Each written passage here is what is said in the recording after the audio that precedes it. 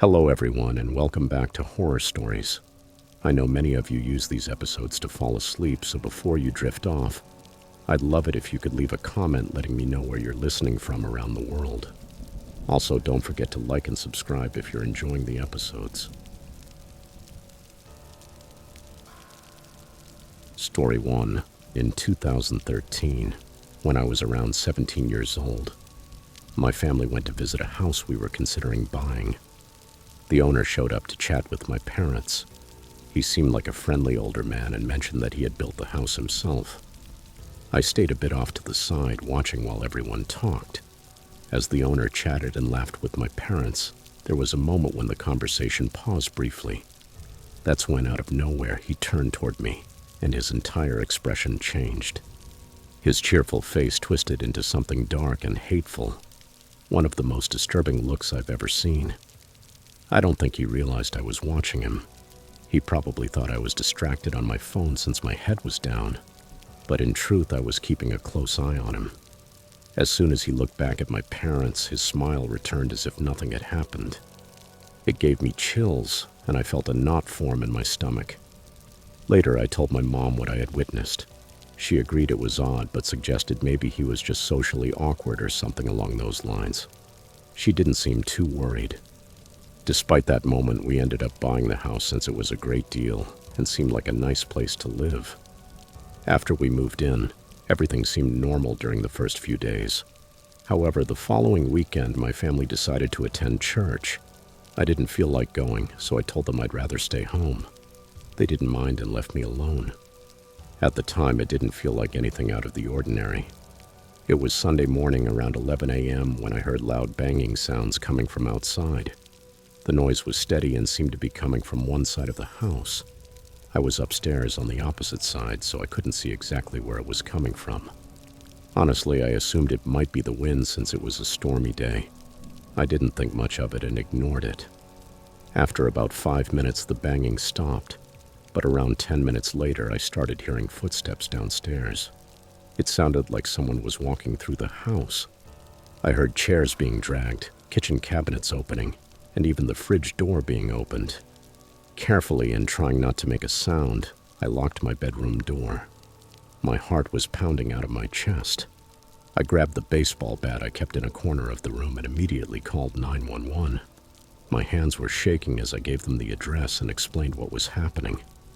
While I was on the phone with the operator, I sent a quick message to my mom. I was trying to stay calm, but that's when I began to hear footsteps coming up the stairs. The house was narrow, and you could hear clearly where someone was walking. At that moment, my mom replied, saying she was on her way. She was about 30 minutes away. So there I was, a 17-year-old girl, barely 5 feet 2 inches, and weighing less than 100 pounds, locked in my room. I knew that if this person got in, they could easily overpower me and take the bat. I was terrified, barely able to think straight. I heard the person walking down the hallway approaching my door. I saw the doorknob turn. They stopped when they realized the door was locked. Then they just stood there, motionless. I could hear their breathing on the other side. Those 10 seconds were the longest of my life. Then I heard them turn and walk back down the hall. A few minutes later, the back door opened and closed. About 3 minutes after that, the police arrived. The 911 operator asked if I could open the door or if they needed to force entry. Since I was sure the person had left, I went downstairs to let them in. They searched the entire house but didn't find anyone. There were no signs of forced entry. Nothing. It was as if the person had vanished into thin air. When my mom arrived, the first thing she did was ask my stepdad if he had changed the locks. He said no. The most terrifying part, and what really confirmed my story, was what we found in the hallway. My mom had vacuumed that area earlier that morning, so it was spotless. But now there were footprints. Large ones, bigger than any of our families. The police hadn't gone upstairs, so the prints couldn't have been theirs. And the creepiest part, the footprints stopped right in front of my bedroom door. The next day, we changed all the locks and added more security measures. But I never felt completely safe in that house again. Even now, just thinking about it gives me goosebumps, remembering how close I was to that person. or whatever it was, standing just on the other side of my door. Story 2. My wife and I bought a house in a rural area of Missouri, built in 1997. The original owner passed away in 2022 after a serious illness. While he was sick, he didn't use the master bedroom, but instead stayed in a smaller one. His wife continued living there for many years after he passed. She didn't want to sell the house, but she was forced to because she could no longer afford the mortgage. When we began moving in, we decided to stay at a hotel about 20 miles away. The property used to be a horse ranch and is located deep in the countryside. One day I turned on a hallway light and left it on all day and night. However, I found that it had turned off 3 times, all in the same day. That hallway is pretty dark and is right next to the bedroom and bathroom where the man stayed while he was sick. My wife and I were busy moving, constantly going back and forth between Walmart, the hotel, and running out to get food. It was a non-stop routine. We were exhausted. Eventually, when I returned to the house, I noticed the hallway light had turned off again. I casually asked my wife if she had turned it off. She looked at me confused and said no. Why would she do that? Frustrated, I told her it must have been her. But when I checked the light switch, I realized it was working perfectly, clicking firmly on and off. That same day, I was the first to enter the house. My wife was in the barn about 200 feet away. We had left our dogs in the laundry room overnight, and this was the first time we were back at the house that day. I stepped out to the backyard through the sliding door and opened the exterior laundry room door to let the dogs out. I stepped into the room and closed the door behind me. I tried to turn the doorknob. It doesn't have a lock, but I couldn't move it. It wouldn't budge at all. So I went back outside into the backyard and entered through the sliding door. From inside the house, I tried to open the laundry room door again, and it opened without a problem. The door and hardware were in perfect condition, almost like new. Maybe it doesn't mean anything, but the situation felt very strange to me. I decided to leave the hallway light on again. That night we went out for dinner, and when we came back, the light was still on. That night we left the pugs in the laundry room and went back to the hotel. When we returned the next day, we discovered that the pugs had gotten out of the room and had chewed on several things. We have an ADT alarm system with motion sensors inside the house, but it didn't go off. The dogs were all over the house. We're truck drivers, so we're usually gone for 1 or 2 weeks at a time. At our old house, a lady used to take care of the animals. But here's something we can't figure out. How could a small dog reach up and pull down the handle of the door? It's not a knob. It's a handle that you have to push down to open the door inward. The dogs aren't tall enough to reach that handle. So how did they manage to get out 3 times? If the door pushed outward, it might make sense that a dog jumping up could open it. But in this case, the door has to be pulled toward you after pushing the handle down in order to open. And the weirdest part, each time we came back, the door was closed. If someone pushes the handle quickly, the door opens inward on its own. But for it to close by itself is practically impossible because it only moves in that one direction, inward.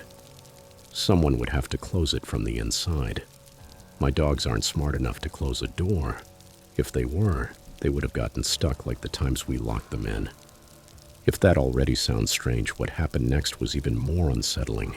On the 4th night, I was about to open the door to the bedroom where the sick owner had stayed before being moved into hospice care.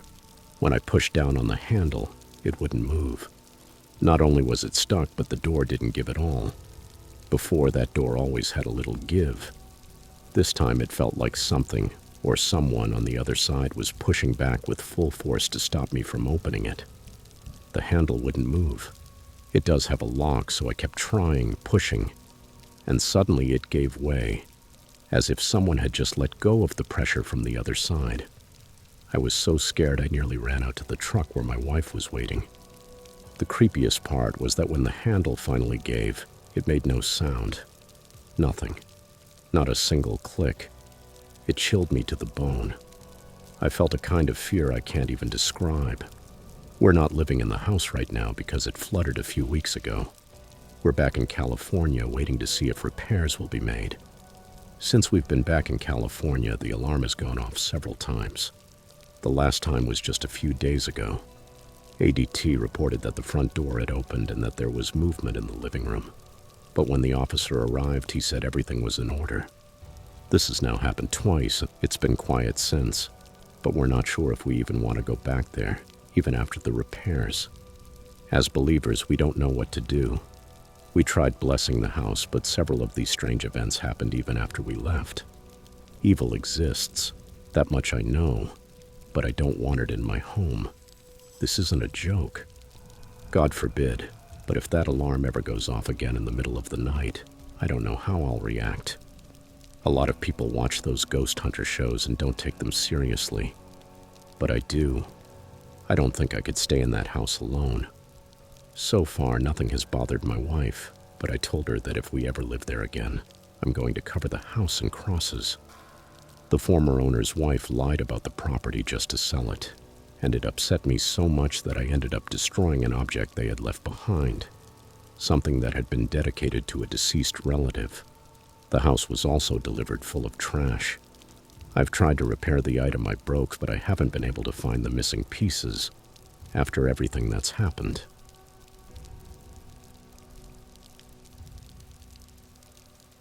Story 3. A few years ago, a few months after finishing high school, my mom, my brother, and I moved from downstate to upstate New York. We ended up living in a neighborhood mostly inhabited by older people. The house we moved into had belonged to an elderly couple, but they hadn't passed away. They had simply moved out. During the first year of living there, nothing particularly strange happened, except for one odd thing. On several occasions, I heard footsteps in my mom's bedroom upstairs while I was alone in the basement. I was always the only one home when it happened, so it was very strange. I tried to convince myself it was just normal house noises, but deep down, I knew it wasn't.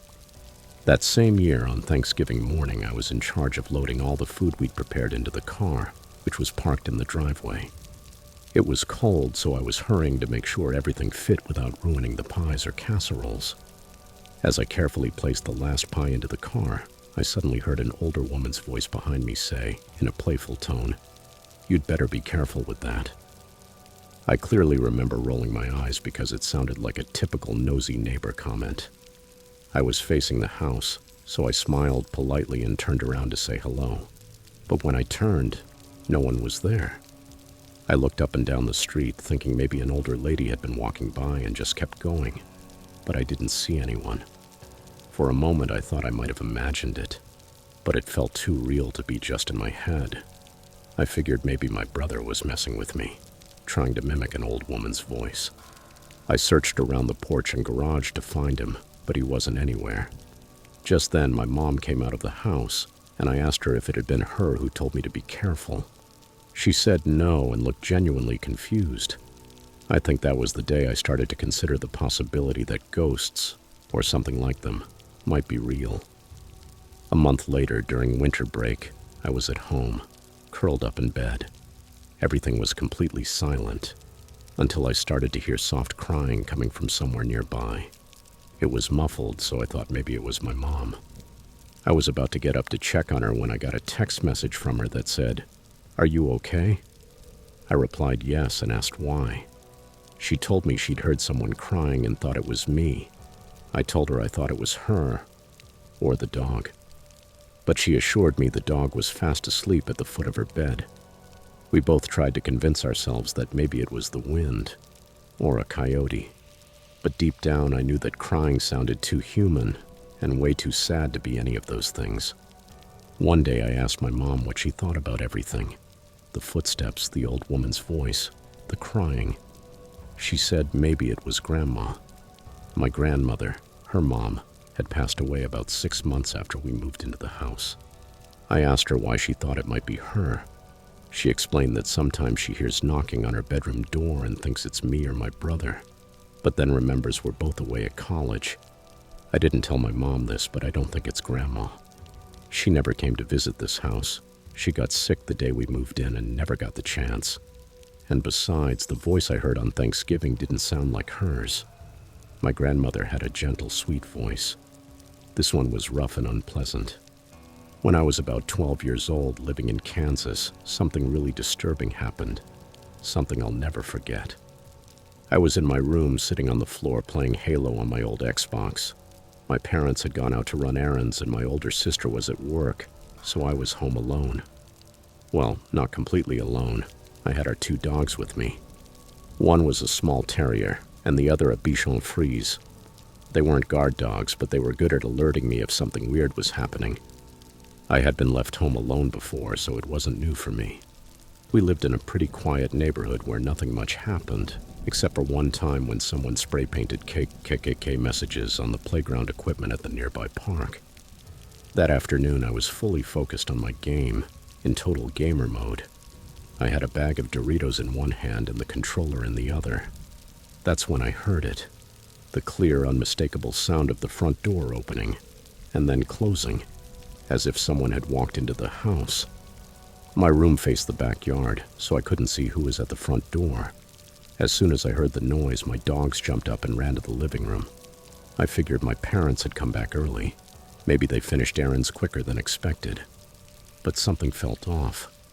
To be sure, I yelled out, "Mom, Dad, is that you?"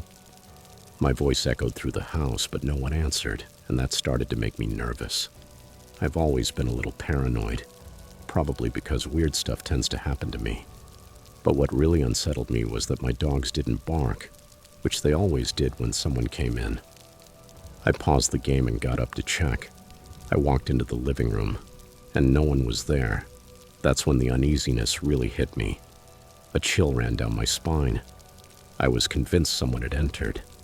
I wasn't wearing headphones, the TV volume was low, and I only had background music playing at a soft volume. I knew it wasn't a game sound. Once I was sure something was wrong, I went straight to my parents' closet and grabbed the baseball bat. In the Midwest, that's what you do when you think there might be trouble. You prepare to defend yourself. I went back to the living room with the bat in my hands, holding it like I knew what I was doing. I tried calling my dad first. No answer. Then I called my mom. Still nothing. Feeling more panicked, I called 2 of my best friends, but neither of them picked up.